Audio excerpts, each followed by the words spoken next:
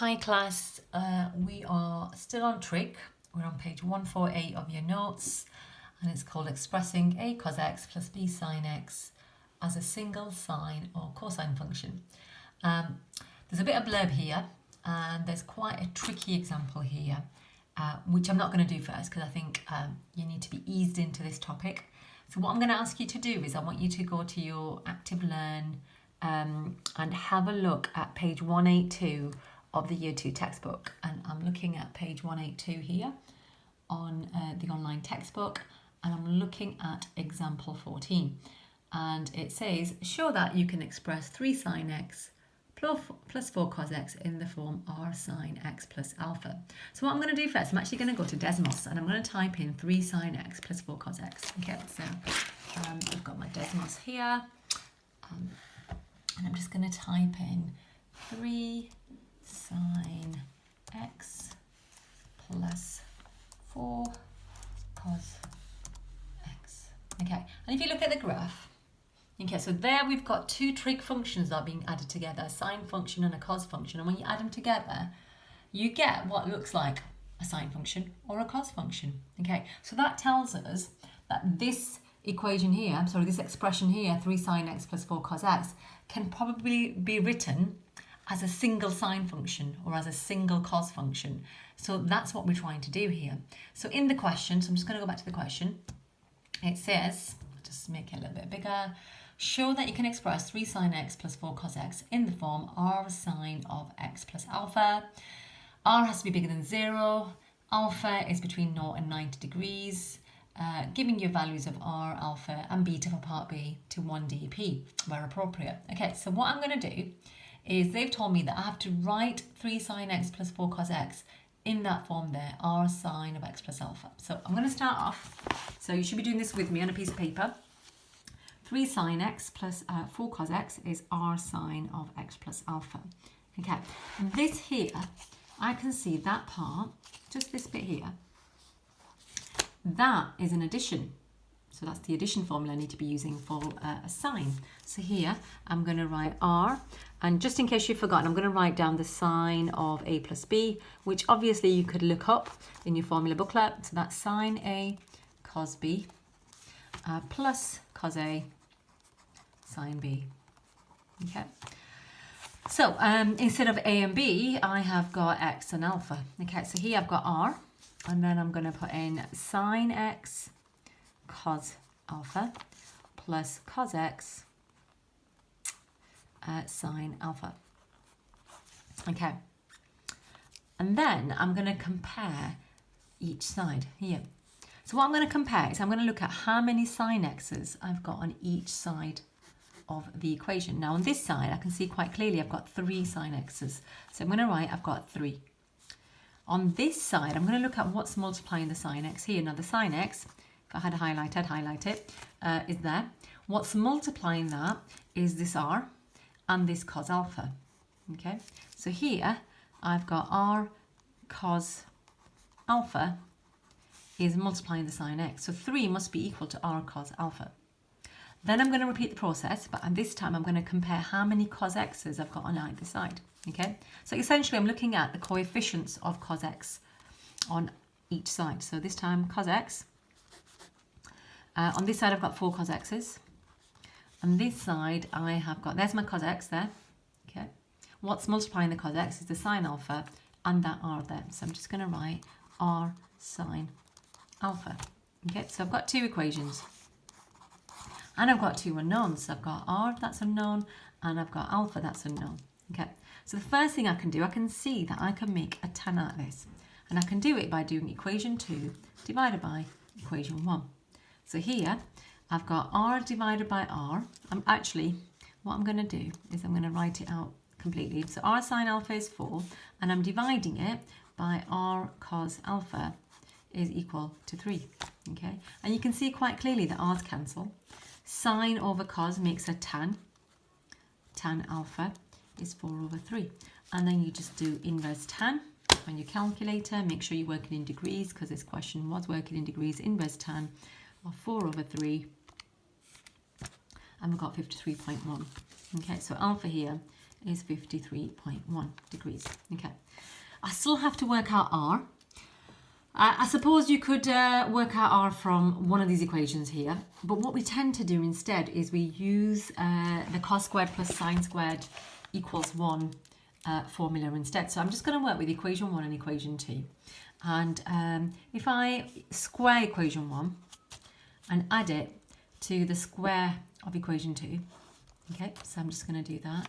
That would be r cos alpha squared plus r sine alpha squared. That has to equal 3 squared plus 4 squared. So I'm just squaring each bit, 3 squared plus 4 squared, okay? But here I can see I've got r squared cos squared plus r squared sine squared, okay? That would equal 3 squared plus 4 squared, which is 25, okay?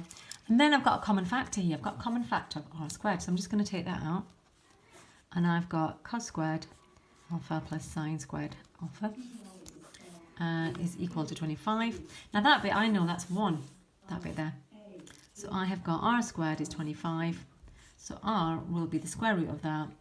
You go for the positive value because they said r is bigger than 0, so r is 5. Now you don't need to do that every single time. What you just have to know is that r will always equal the square root of that squared plus that squared. So I'm going to call that a, I'm going to call that b, so it'll be a squared plus b squared. And that'll always be the case. Okay, so that's that one done. And that's the first part where it said you can write it as r sine x plus alpha. And what I'm going to do, I'm going to do the second bit where it says express it in the form r cos x minus beta instead. Okay, so I'm going to do exactly the same question, but this time they want me to put it equal to, oh, actually, just going back to this one, I should have actually rewritten it at the end with my r and my alpha in. So 3 sine x plus 4 cos x, just write it here, 3 sine x plus 4 cos x is equal to r, which I've worked out is 5, sine of x plus 53.1. And that's my answer. Done. Okay. Let's do another one. So it's the same two trig functions being added together. This time they say put it equal to r cos x minus alpha. Okay, so I'm going to use my addition formula again. So this bit here is r. Now you might want to pause the video here and see if you can do this without me and then press play once you've had a go. So you can press pause. Okay, so coming back, I'm going to use my, so not my double angle, my addition formula. So for cos, it's cos x cos alpha plus sine x sine alpha. Okay, and then just like before, I'm comparing coefficients. So here I have got that 3. Oh, I'm looking at sine x's here, by the way. I'm looking at how many sine x's I've got on each side. I've got 3 sine x's here. On this side, there's my sine x. And the sine alpha multiplying it, and the r is multiplying it. So this is 3 equals r sine alpha. Cos x, there's 4 cos x's on this side. On this side, there's my cos x. There's an r and a cos alpha multiplying it. So there's my 2 equations. Okay, I'm going to do exactly the same as before. I need to do a division to make tan. So I can see if I do 1 divided by 2, I will get, and again I'll do it in full, r sine alpha, which is 3, divided by r cos alpha, which is 4. Okay, the r's would cancel, sine over cos makes a tan alpha, 3/4, and then you just go to your calculator and you do inverse tan 3/4. Here we go. 36.9. So alpha is 36.9. Okay. And then to find r, I'm not going to do all that long-winded method. That was just me explaining it to you. All I'm going to do is use this formula here, that one there. Okay. So here I'm just going to say r is equal to 3 squared plus 4 squared square rooted, which is 5. Okay, so I've got my r and I've got my alpha, and then writing down my equation, 3 sine x plus 4 cos x is equal to 5 of 5 cos x minus 36.9. There we go. There we go. Done. Okay. So these two equations, they represent the same curve. All right. Right, I'm going to stop there because what I want you to do now is have a go at some of these questions yourself because it can get quite tricky. So I'm going to stop. Before you start this example here, I would strongly advise that you go to exercise 7E and do questions 1, 2, 3 probably from this exercise just to get familiar with the method and then come back and watch this video here. Okay, so I'm assuming you've done questions 1, 2, 3 from exercise 7E, and we're going to do this question here. Do split your space up just because there's a bit more work in here and it's a bit tight in terms of space. So it says express 7 cos x minus 24 sin x in the form given. Okay, so technically you should be able to do this now without me. But if you want to pause the video and have a go at this yourself, it'd be a good idea. So r cos of x plus alpha. So here I have got r brackets cos x cos alpha minus sin x sin alpha, like that. I'm comparing coefficients. I'll compare the cos x's. So on each side I have got 7 cos x's on that side, and on this side I have got r cos alpha on this side. Sin x's, I have got minus 24 on this side, and on this side I have got, there's my sin x, I've got minus r sin alpha on that side. Okay, so there's my two equations. Because they're both negative, I might as well change them both to positive like that. I can make a tan alpha by doing equation 2 divided by equation 1. So tan alpha is 24 over 7. I am working in degrees, so inverse tan of 24 over 7 gives me my angle, 73.7. Work out r very quickly. R is just going to be the square root of 7 squared plus 24 squared. So again, type that into your calculator. 25, nice and easy. Okay. Then I'm just going to write out my new equation with my r and my alpha in. So I'm just going to write that 7 cos x minus 24 sin x is equal to 25 cos of x plus alpha, which is 73.7. Okay. There you go. Okay, next bit, part 2. Hence means using what you've just done. Solve the equation 7 cos x minus 24 sin x equals 10. So this bit here is equal to 10. Well, that's the same as saying this bit here is equal to 10. So what I'm going to do, particularly because I said hence, I'm going to put that equal to 10. Okay, so I have got part 2, 25 cos of x plus 73.7. I'm going to put that equal to 10.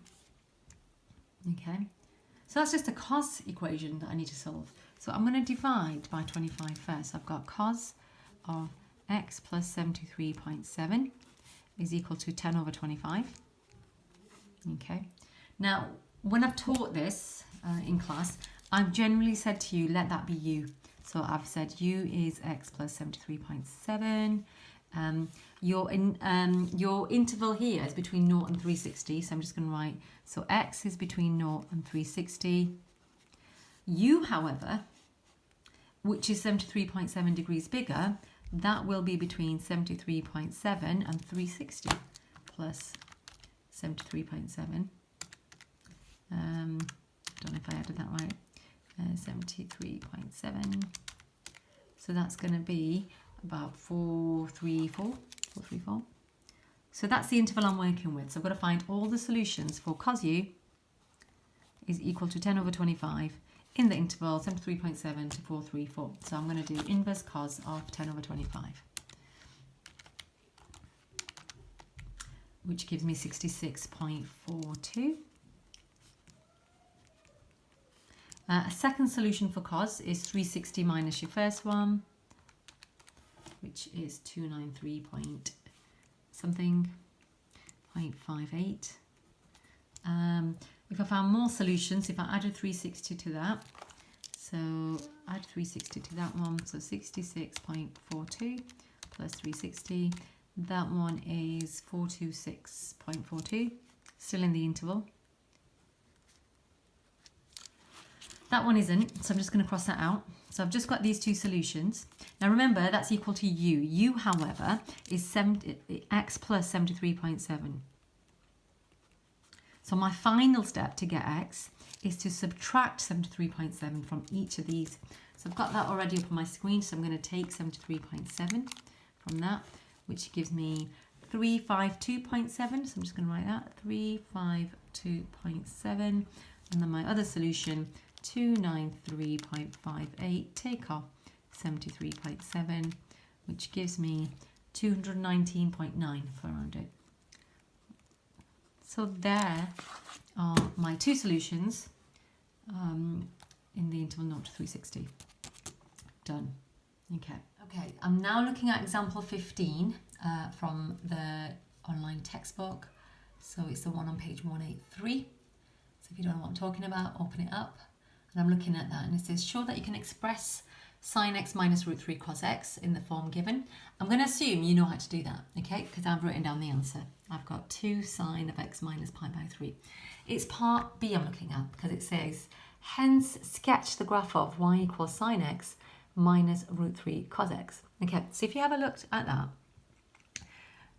this is a transformation of y equals sine x. So if you start from y equals sine x, and you are trying to get to y equals 2 sine of x minus pi by 3, well, how would you do it? Okay, well, I can see there's a 2 there. That's outside. That is a y transformation. That there is an x transformation. So here, I'm going to say that I have to stretch in the y direction, scale factor 2, and I have got a translation in the x direction, vector 0, sorry, pi by 3, 0. Now, these are happening in different directions, so the order doesn't matter. So the original sine graph, that would look something like this, like that, where that's 1, that's minus 1, this is pi, that's 2 pi. And I've just said you've got to translate this pi by 3 this way. Actually, I'm just going to check I've copied that out right. 1 second. Oh, if it's minus pi by 3, it would move pi by 3 that way, wouldn't it? So it would shift pi by 3 in that direction. And I think the book looks wrong, actually. No, it doesn't. It's fine. It's okay.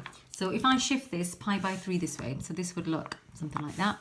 So translate it pi by 3 units that way. So my graph would look something like this. It would look something like that. Now this here is no longer 0 because I've just shifted it up pi by 3. This point here is now pi plus pi by 3, which is 4 pi by 3. Okay, and this point here, which is 2 pi, if you add pi by 3 to it, is now 7 pi by 3.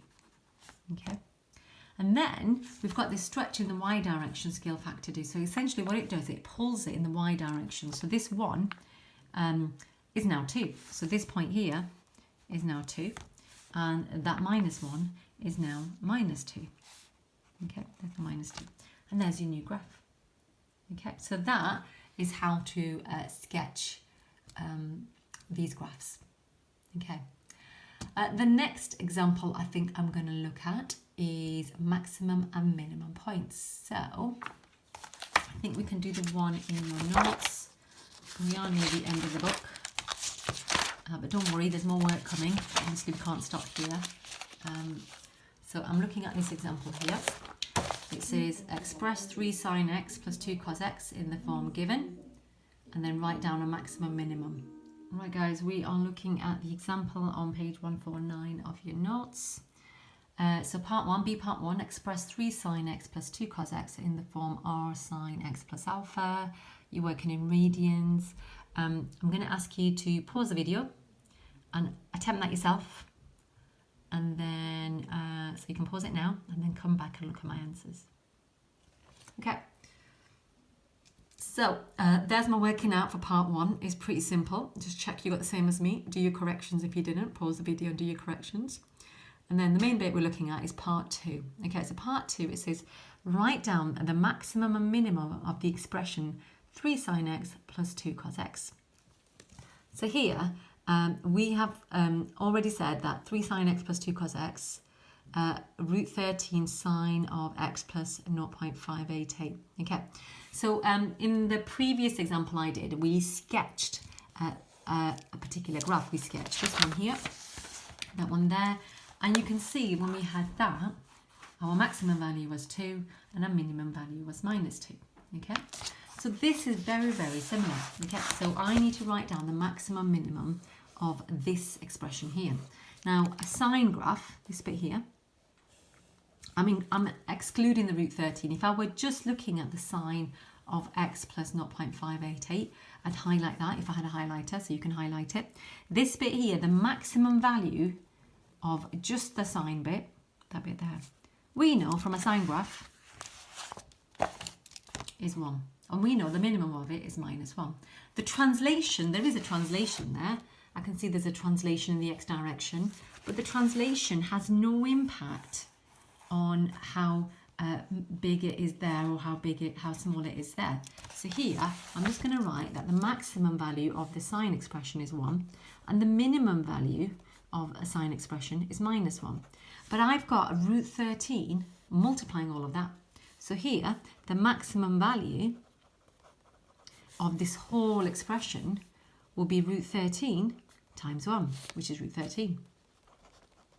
The minimum value of this expression is root 13 times minus 1, which is minus root 13. If you were to sketch it, it would look like this, very similar to it. It'd look like a sine graph, like that, and the biggest value there would be root 13, and the minimum value there would be minus root 13. Okay, and that's all they're asking you when they say write down the maximum and minimum value of the expression. So if you go back to your previous example, for example here, the one that we did earlier over the page. So if they said to me, what's the maximum value of this expression? It'd be 25. 25 times 1, because cos doesn't get any bigger than 1. And if they asked me for the minimum value of this expression, I'd say 25 times minus 1, which is minus 25. Okay, so it's not tricky for that bit. Right, the next bit of the question, it says, find the value of x in the interval 0 to 2 pi for which this maximum occurs, given the value of x to the nearest 0.1 radians. Okay, so it sounds really complicated, this, but it isn't. All they want you to do, okay, I'm just going to do part 3 here. They want me to say what's x going to be when you get this maximum value of root 13.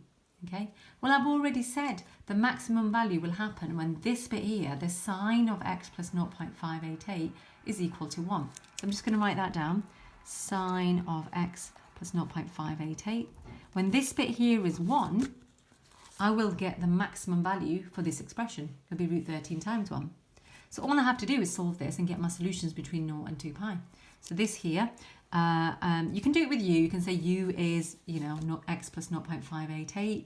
You don't have to, because, it's not that tricky here. So I'm just going to do that x plus 0.588 is equal to the inverse sine of 1. And inverse sine of 1, you can use a calculator if you want to. Oops. Inverse sine of 1 is pi by 2. Okay. So x plus 0.588 is pi by 2. A second solution for sine is half a term minus the first solution. That's pi minus pi by 2. We'd get the same answer.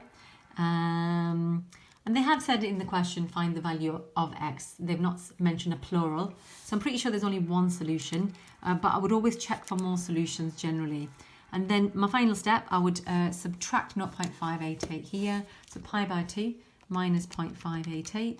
And that gives me 0.98. 0.98. And it says give it to the nearest 0.1 radians. 0.1 radians, well that'd be 1.0 then, 1.0 radians. If you round it up to a 0.1 radians. There you go. Okay, and that's it.